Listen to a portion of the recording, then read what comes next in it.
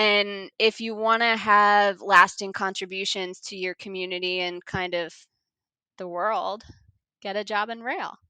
I mean, I walking around the property, you see the lumber cars, the automotive cars, your intermodal, and there's all these things impact people, and people are going to use them in their everyday life or in some capacity. And having a job in rail, you really get to have a lasting impact on people.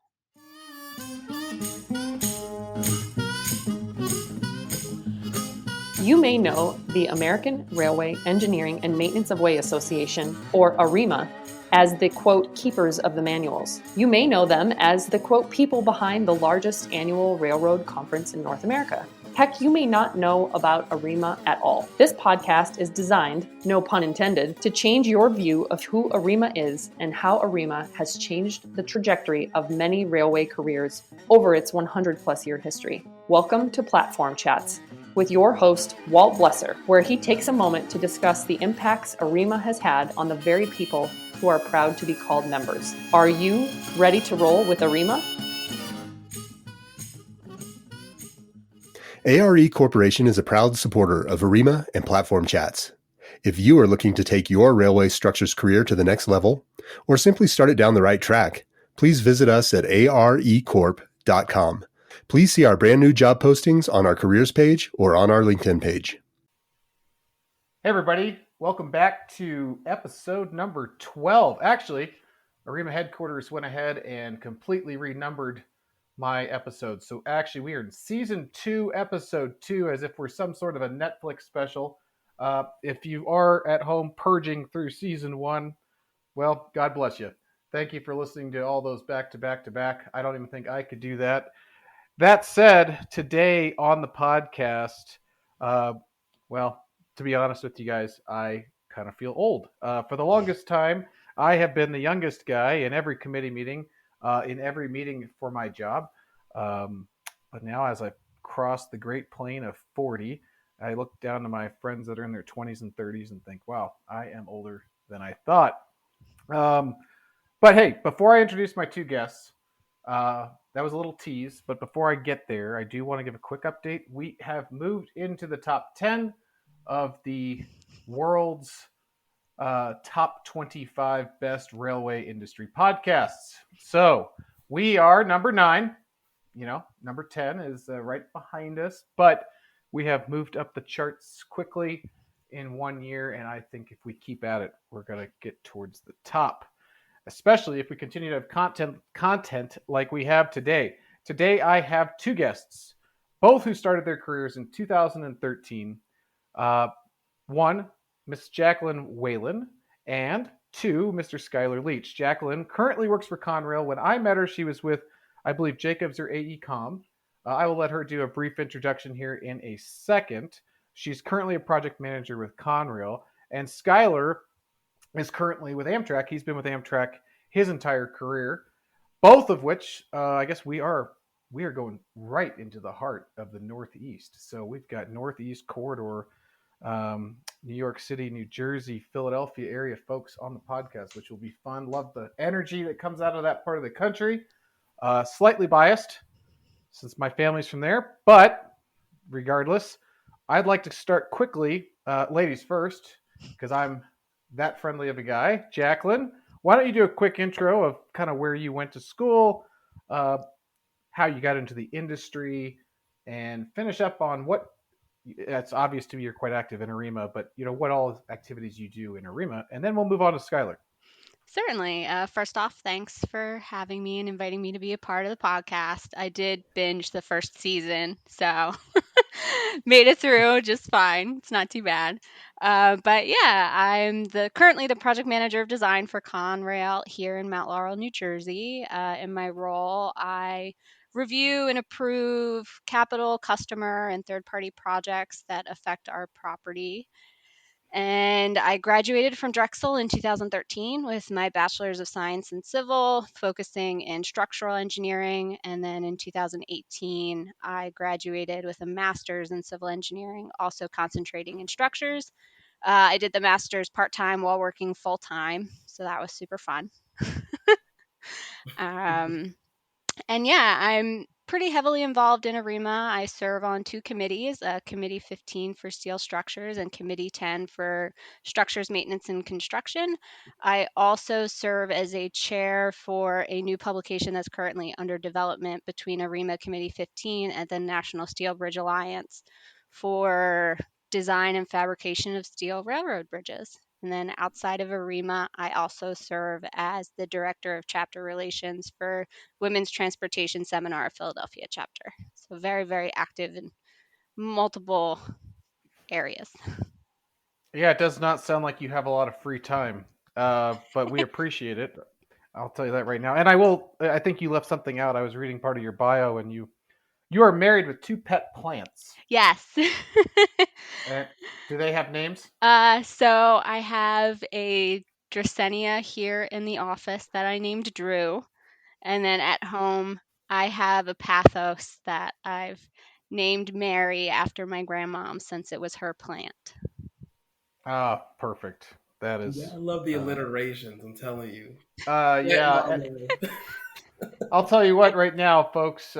Luckily, I get to see these people as we record these podcasts, and Skylar is one of these gentlemen that has a contagious smile, contagious laugh. So you might hear some of that on the podcast today. Skylar with Amtrak, why don't you give us a rundown?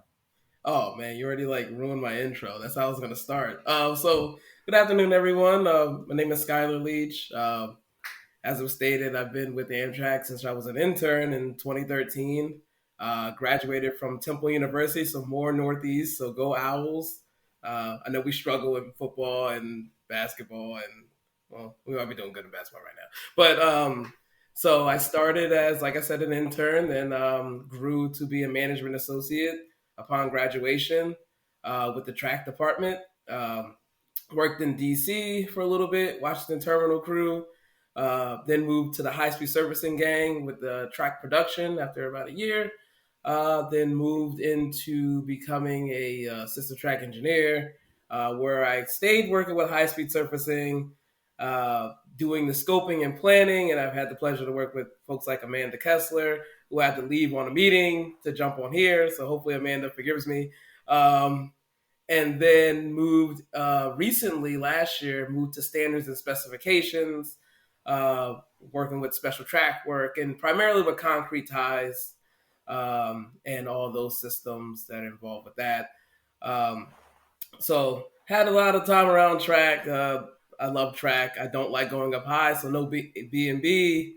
And I don't like things that are moving. I like things on the ground. So as for AREMA involvement, you can blame Joe Smock for this one. He's the one that told me as an intern that I need to be involved. He said, don't worry, as soon as you get involved, as soon as you walk through the door, you're going to be volunteered for stuff. And here I am. So, and then Got it. Yes, yep. Yeah, and Joe was a previous president, so we appreciate him pushing the young people to get involved. And so just so anyone out there that is keeping track, yes, we do have another structures person on here. I am not overly biased towards the structures people because we balanced it today with a track person. So I know that there's engineers listening to this going, man, does this guy just interview structures people? Inaccurate. So Jacqueline, there's no bias there. All right, both of you, both of you are on Meet the Next Generation, which is a panel discussion that's held at the AREMA annual conference. Now, I honestly don't know much about this. This came about in 2006. So at that time, I'd already been in the industry for a few years. And I think it's for people that are under 10 years of experience. So I'd love to hear how each of you kind of became a part of that. And since it looks like, just so we're clear, I'm sorry, Skylar, you are on committees 17 and 41? Okay, and Jacqueline, I heard 10 and 15. So neither of you are on 24. And I believe this is a brainchild of 24. So who wants to go first here on Meet the Next Generation? I can certainly go first. I remember seeing the Meet the Next Generation panel when I attended the ARIMA conference in, I believe it was 2019, and was really curious about it. How do they pick the people who gets to be on this? Obviously, I love being involved, and getting involved in Meet the Next Generation definitely aligned with stuff I like to do. And one of the managers at AECOM, Alana Strohacker, had actually recommended me as a panelist for the conference last year, and that's ultimately how I got involved. Is they thought, I guess, from her recommendation that I'd be a great fit to be on the panel with my experiences, and it kind of grew from there. And so, Skylar, what is the panel? What? Maybe someone can give me a brief overview, as if you're talking to someone that has no idea what I'm talking about here. So yes, basically last year, they get a few. I forget how many of us were. It's 5 or 6 of us together to just discuss, like what we're doing here, discuss our experiences, how we got involved, basically gather the morale, or not morale, gather the interest from the younger members. I remember when I first heard about Meet the Next Generation was actually from one of the virtual conferences. It was purely virtual. Wow, I have to like remember dates now. COVID makes everything hard. I want to say the was it 2020 or 2019? Whenever COVID started and we all went virtual, they had the virtual Meet the Next Generation, and I had the same questions of Jack. Well, how do they pick these people? Like, how do they, all these young people? I didn't even know we were out there like that and involved in that type of way. I mean, I knew about ARIMA. I was on my committees, but there's a whole segment for younger people. And that actually led me to, I listened, of course. And Blanca was the moderator. And she made the point at the end to say, she didn't see a lot of engineers that looked like her. And I didn't realize that I was the same way. I'm sure Jackie, you too, women in engineering is so scarce. So when she said that, I said, you're right. I didn't get exposure to someone that actually kind of looked like me until I got to college. And I'm like, well, I have to be involved in this now. Like, she made this a point. I'm going to figure out how I can be involved. I did miss a little tidbit. I did get the next generation young person experience in 2019, so I was able to go in person, and then everything shut down. So 2020 is when I found out about Meet the Next Generation panel. So a little bit of two different things there. So were you guys panelists in 2021? So like last fall? Yes. On the virtual? Yes. Okay. So you both were on, so did you field questions from young people? Yeah, it was a mix. We had some kind of prearranged questions that we felt comfortable with, and then people were allowed to ask questions throughout the course of the panel via the chat feature, and then the moderator Blanca fed us those questions so that we can provide answers. And I'm probably going to butcher this, but I did read that it's Blanca Obregon from Transsystems and Calvin Nutt who actually helped really make this program quite useful. And I can read this here. Blanca's welcome script to the event is: the event is tailored to give students the opportunity to learn about the railway industry and make meaningful connections as they enter the workforce. During the panel discussion, 5 panelists from various areas of the railway industry with different years of experience, but under 10 years, discuss the project types that they have worked on, including the tracks they traveled, which define their career paths. And then they take questions from attendees about what it's really like to work in the rail industry and what they can expect. So this really is tailored to someone that's just coming out of school or potentially still in school. Did either of you attend ARIMA as a student, like the big conference? No. Okay, I'm seeing some. I did Sorry, not. podcast land. All right. Neither of you did. I actually didn't really, I guess, foresee a railroad career until after I graduated. It's really funny because I Okay. rode SEPTA in high school to get downtown for stuff. Like I had been around the railroad, but never, I guess, visioned the people that actually operate it and maintain it. And so when I was in college, I won a scholarship through Women's Transportation Seminar, and that really jumpstart my career specifically in transportation. And then my first job out of school was as a structural engineer for the railroad. So that's how I really got tied into it. Okay, so yeah, you don't have the lifelong career where your great grandfather worked on the Pennsylvania Railroad and this was in your blood. Okay, because I think Ed Sparks, if you listen to him, somehow his lineage goes all the way back to the Transcontinental Railroad, but I think he's lying. Jeez. Skylar, how about you? Same thing, or what pushed you towards track and Amtrak and the whole 9 yards? Okay, so I'm gonna preface this by saying I am not a foamer. I'm not like a rail nut, But as a child, I always loved like Thomas the Tank Engine, and I love trains. I didn't have models and all that kind of stuff, but I've always known since high school, like I want to go work for transit, train something. So when I was in college, Amtrak was at our career fair at Temple, so I knew I'm going to go to that table, and the recruiter that was for Amtrak, she was a tough person to like crack. Like that was like, if you could get in with Miss Wanda Parker Smith, I'll never forget Miss Wanda. If you can, like, my whole idea was, if I met her one time, she said, get more experience. I said, okay. So I got an internship. I said, I know what I got to make Miss Wanda laugh. I got to like get in there so that she can like me. So like, it was my mission when I saw her again to like get her to laugh and be like, okay, this kid is okay. But then I also learned that you can go the other route and meet more people. So that was one method. And then, I actually met the aforementioned Amanda Kessler at a young members forum for ASCE, and they have a winter social. And I walk up to her because I saw she had Amtrak on her name tag, and I just go, "You work for Amtrak? I love trains." And if anyone knows Amanda, if you ever interviewed Amanda or met her response will make plenty of sense. She goes, "What? I love trains too." And literally that turned out to be my manager in the future.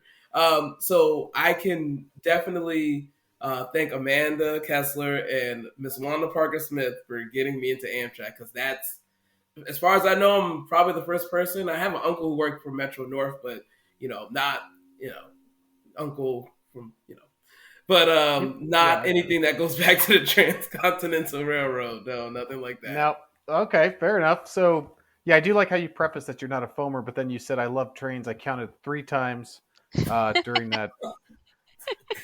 So I think you might want to look in the mirror there and think about that again.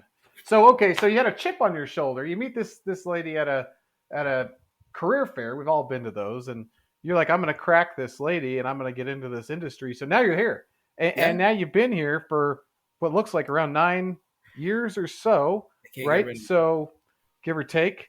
Are you loving it? Oh no, I hate every moment of it. I'm trying to get no, I really do. Even on the tough days, you're like, oh man, I want to go home. I want to, make a drink and just be done with it. Maybe I should go build houses. But then after a minute, you're like, but you know what? I love this stuff. I love the problem solving. I've always been a problem solver. So, being involved with the future of the railroad, especially during this time period where we're getting record investment, that's huge to be a part of. And to be young and be a part of it, like all the old timers joke, well, you guys are going to retire off of this money. Like you guys are going to be using this money for the rest of your career. And then as you progress and you get more, more issues, more responsibilities, it just makes you see that you are actually going to be a part of the future of the railroad in, not just the Northeast, but over the entire network around across the nation. So I think that's what keeps me going every day. I am so glad you said that. I teach a course in railroad bridge design. I've been doing since 2006, and we talk a lot about just the significance of the industry, right? So you guys, both of you, are in the heart of a lot of passenger trains. I'm out here in Denver, right? So we actually have quite a good little system in Denver. But I say you you know, just got the airport line a few years ago. yeah, the airport line. I mean, that's exciting, but I mean, it's not exactly Boston to DC on a high speed train. But yeah, we got the airport line. Thank you. But it's just the significance of, when people talk about railroads, and they, like you mentioned, Thomas the tank engine. I've got a funny story about that, but you know the reality is you feel like you're part of something. Like you can walk outside after work and see the trains go by and be like, hey, I am helping with that. I am participating in this economy, right? You see the infrastructure bill, you see what's going on with the spend coming from DC, and I guarantee you're like, hey, that's me, right? Like that's kind of a. I talk to a lot of young people, and they just say, how do I get involved in something where I can see the results of what I'm doing? So, and that's where I'm going to switch right over to you, Jacqueline. So you worked as a consultant, which you followed a similar path of many, which that's kind of how I got exposed to the industry before I dovetailed into other things, and then now you're with the owner's side. So take anything I or Skylar just said and expand as you wish.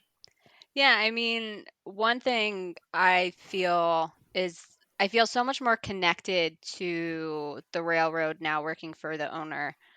In my previous positions as working as a structural engineer, I was sitting at my desk doing the drawings, doing the calculations, and I do love that part of engineering and making things come to life. But then coming to the owner side and actually facilitating it being constructed and then going out there and seeing it be built and then seeing it go into operation is really a gratifying experience.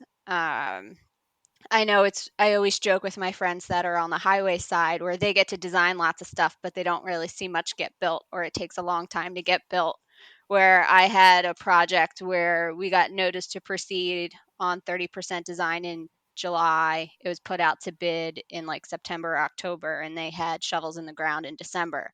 So with the railroad, it gets done, which is always great to see. It does, and I think the term, since you're on the bridge side of the world, accelerated bridge construction always Hmm. made me laugh Oh, because because we've been doing that, it for ages.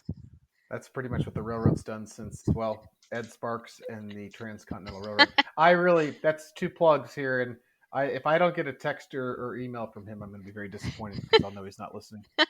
Um, sorry, Ed. So, all right, Skylar, let's go back to. I love the energy you had around the infrastructure bill, etc. Um, if you were going to go out tonight to a cocktail party, okay, let's just not a bar, but a cocktail party, something a little more formal, and someone said, Skylar, what is it that you do for a living? What is your elevator speech to someone that you just met?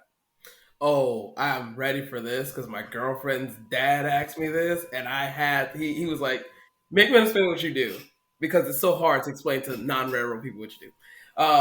So essentially, what I told him, well, I am in charge with making sure, well, part of a team that makes sure that the train runs smoothly. That's basically track geometry. That's basically, ties. That's turnouts. That's all that special track work. If the train runs smoothly and you don't know who I am, you're in good shape. Um, Originally, I've known, like, I'm surfacing. I love surfacing.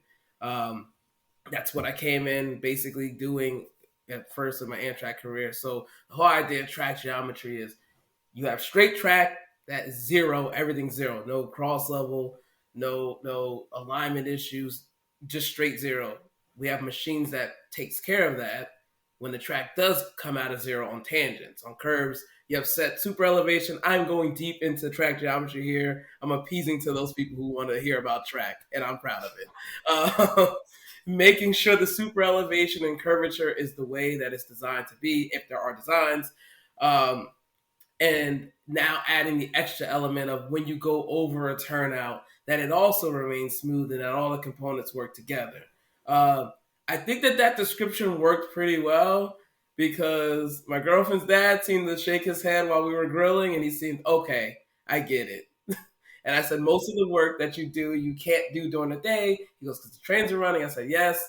So most of the time you have to go out at night. So we're out there at night making sure things are going the way they're supposed to go, so that in the morning you have a smooth ride from Philly to New York on your commute. So Absolutely. So if you don't feel anything, then you did your job. right.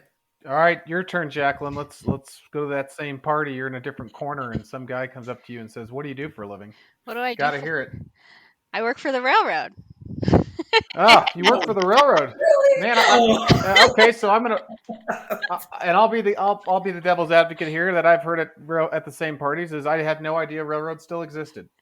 It's really So funny. I actually had a few months ago, I had someone come up to me and say, I didn't even know Conrail was still around.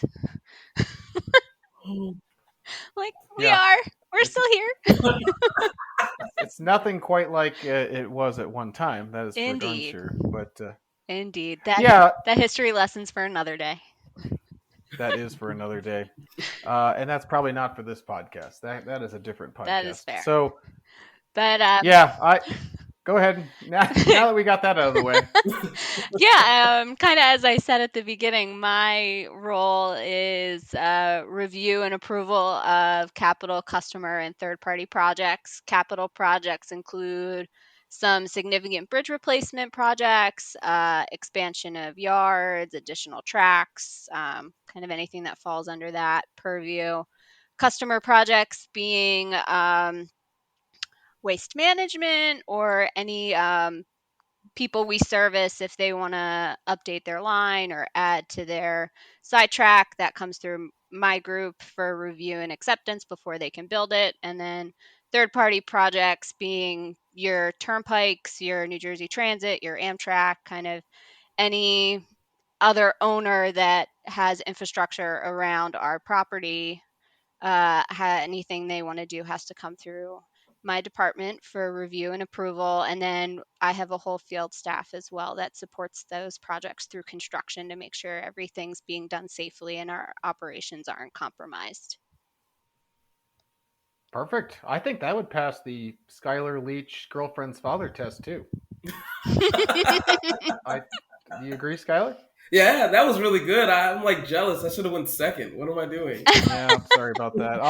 I had to go first for the introductions. You can go first for the elevator speech. You got the ladies first. I can't just step everywhere, otherwise I'll just keep talking. That's right.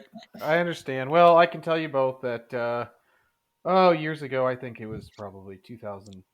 Well, I'm not even going to put a number on it, but my wife and I were at a holiday party, and for her firm, she's an attorney, and so we're wandering our way through this, ballroom, and we walk up to this couple, and oh, hey, how's it going? I'm such and such, and then the gentleman goes, so what do you do?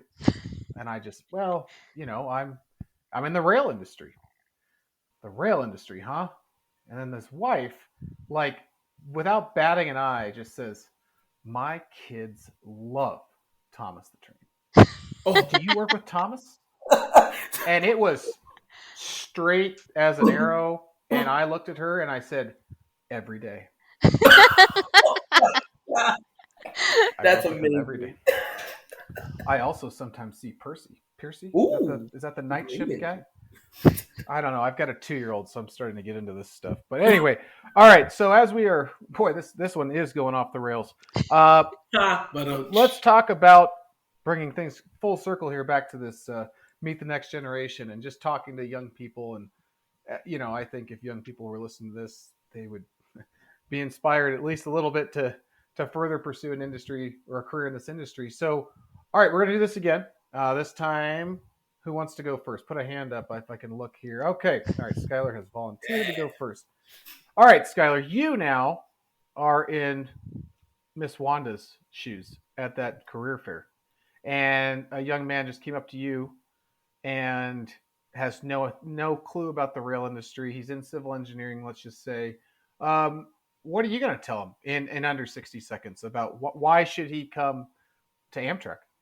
Well, first of all, I'm going to tell this young man, you don't come to a career fair table without having done any research on the company that you're applying to. So take that, kids. Make sure you know where you're going at a career fair because you don't want to waste your time. You don't want to waste the interviewer's time. So Fair yeah, enough. that tells you what kind of recruiter I am. Amtrak is a tough place to work. Jeez.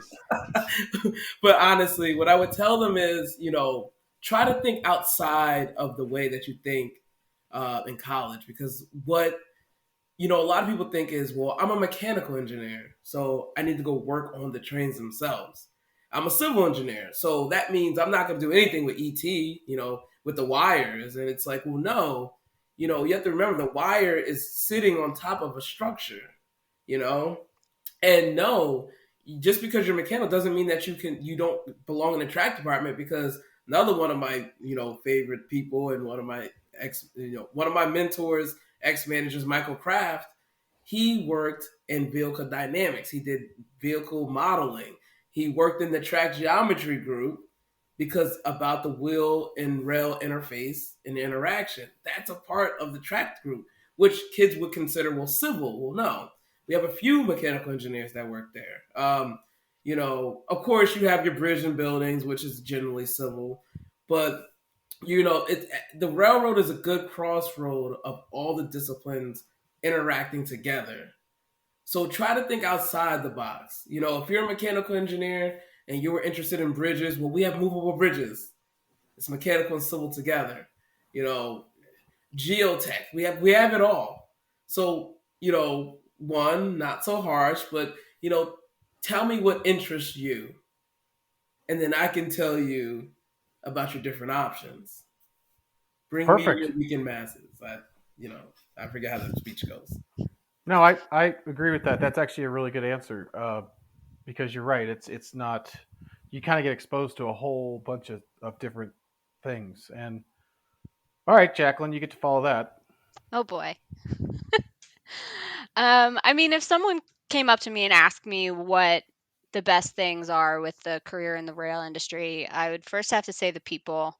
The people that I work with are super passionate and are really dedicated to the work that they do every day. I would say if you want a career in rail, you have to be a team player, because we work with so many different departments, whether it be the maintenance of way team, our communication and signal team, our real estate team, our lawyers, everybody has a hand in getting projects done on the railroad. And if you want to have lasting contributions to your community and kind of the world, get a job in rail.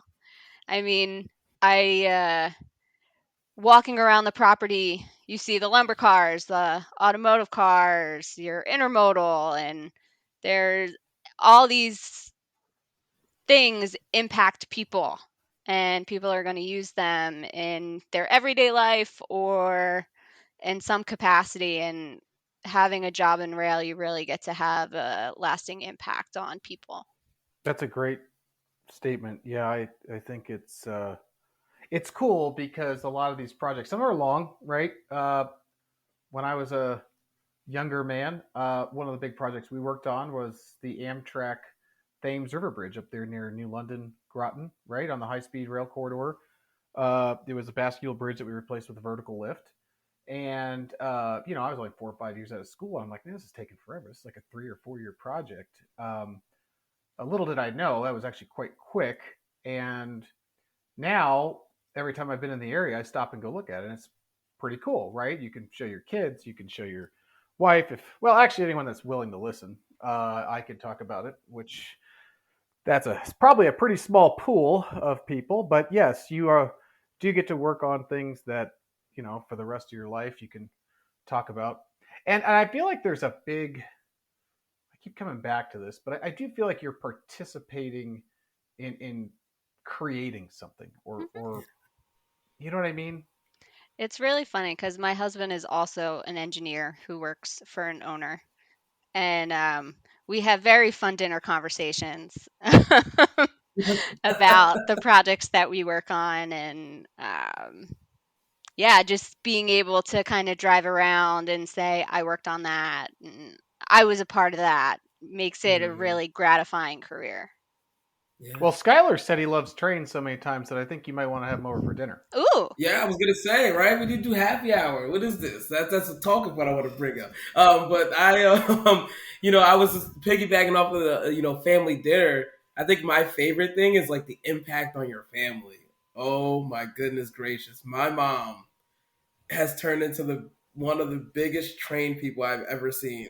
She is just like, she took a trip from Philly to New York. We're originally from New York, so she went up there one day to visit my great grandmother, and she's passing all the wayside equipment. Oh my goodness, great! She's like, she sees, oh, I think I see that tamper you're talking about. That's what my son deals with that, you know. Oh, and I saw the test car. It said, and I was like, Mom, did you? She goes, yeah, I saw it, and I saw all the stone trays and the switches, and she's just like adamant. She's like adamant about like getting on the geometry car. She's like, I want to get on the geometry car and wear my boots and watch with the. I'm just like, Mom, like like who works for the railroad, me or you? And she goes, well, you have the connects. You should make it happen. Of course, with the whole I want a seller ticket conversation too, which I can't even get those. So that's My husband found the NS TikTok. So there's an anytime NS TikTok. anytime he sees an NS TikTok, he always has to show me, which I appreciate.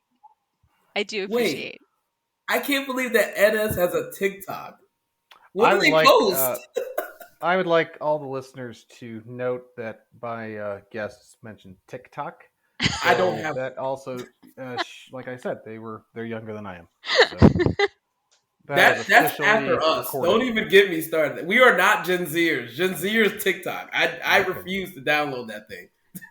I don't have it, All right. but my husband does. He keeps me in the mix. All right, I want to close this thing out with a couple of just quick questions, comments, or stories. I know, Jacqueline, I heard a funny story that you had mentioned in a previous conversation that when you walked into a committee meeting, it's almost as if the needle went off the record and everyone was like, is that a woman? Yeah. So go ahead. Yeah, it was my first committee meeting for Committee 10. And I remember it was in Coronado Springs. And I was super nervous. I didn't know what to expect. Getting involved in ARIMA was one of the goals my manager had set for me. Having been involved with WTS and a lot of professional development, she thought a more technical committee would be a good fit. So my partner engineer and there are 4 structure committees. You take 2, I'll take 2, and that's kind of how we divvied that up. And then, so went to my first committee meeting for Committee 10, and I was super nervous. I'm like, I don't even know what to wear. Just figure it out. And I get there, and I think there's like 20 men. And I walk in, and just all the noise stops, hear a pin drop, and I'm just like, oh no. And I'm just like, is this Arima? Everyone's like, oh my God, yes, come. Can I get you anything? Like, we're so excited you're here. And it took a couple more meetings to meet another woman on the committee. But we're there. We're here. Come say hi. Good. That is a good story. And Skylar, it looks like you joined a committee and now someone's locked you into like a 9-year commitment as a secretary or vice chair or. I'm blaming Krista Keene for this one, by the way. She was a vice chair during the time. So I think it was like the first in-person meeting I went to was in Raleigh, North Carolina. So we go down there, same situation. You walk in, oh, young person. That kind of doesn't look like the rest of us. I mean, you know, Jackie, you as a woman, me as, you know, this black kid, just walks into the meeting. And you're thinking, oh, what am I getting into here? But like, as soon as you walk in, everyone's just surrounding you, talking. We're talking, we're in North Carolina. Again, my family has a complicated great migration story that starts in Carolina, goes to New York. I'm a UNC fan. So instantly we're talking Duke UNC and, football and sports and then they, like, the committee leadership goes, so we're looking for a secretary. And it's just like, no, everyone's been there, done that. I'll just let that go by. I'm like, I'll do it. Like, I'll do it. Yeah, be secretary. It's just like any other where you do it for a year. you kind of see how you feel, and then if it's not for you, well, that turned into, hey, you just elected to be here for 9 years. So yeah, I got in probably about 2 years ago. I'm 2 years in on a 9-year sentence. So, and they warned me. They were like, hey, like, this is a life sentence. There's no escape now. You volunteered. But no, it's been truly a great experience. Meeting different people, planning things. We're in the midst of doing our spring conference, which hopefully can be not conference, spring meetings, joint between 11 and 17. So hopefully we could do some of that in person. So I'm pitching that. A lot of good events, potentially happy hour. As you can tell, railroaders like to Party. What is it? Taiwan on? Is it Taiwan on? What's the expression where it's like you go drink together? But Yes. yeah, do that. So yeah, Yes. it's been great. We like Awesome. to Well, network. Oh, We sorry, like to networking network. events, social networking events. Mm-hmm. Yes. Well, I will say that's good on you for jumping right in like that. And for those that don't know, on the committees, typically you start in the secretary position for approximately 3 years, and oftentimes you can move up if you so choose to vice chair for 3 years, and then you can be a chair for 3 years, which is actually, honestly, it's quite an honorable role. To do all of that is looked upon by not only the people in AREMA but by your peers and everyone else. It's a big deal in the industry to have been a chair of one of these committees. So good on you, Skylar. I know it's a long one. I was similarly picked up as a young guy, and I was like, oh, I'll just be the secretary. And next thing you know, they extended my secretary duties for a total of 5 years because no one else wanted to do it. So I had 5, then 3, I think.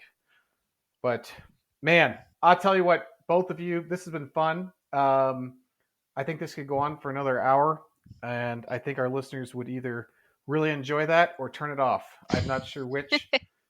So in the spirit of keeping our listener base, I am going to shut this down and thank you both for coming on the podcast. And I look forward to seeing both of you, hopefully sometime in person. Jacqueline, are you going to C10 in Memphis? I am not. Okay. But Well, that was hopefully a wet blanket for the end of the podcast. Thank you. Well, I'm going to committee 15 next week, so I try to alternate. So Okay. I'm not going to be away from the office too many times around the same time. Fair enough. Well, then I'll just say, hopefully, I will see both of you in Denver next fall. I love Denver, so hopefully. For the big AREMA committee meeting. It was nice to meet you both. Thank you for being on the podcast, and we'll talk to you soon. Thanks for having me. Thank you for rolling with AREMA on today's episode of Platform Chats. For further information about AREMA, please visit arema.org or contact us at info@arema.org.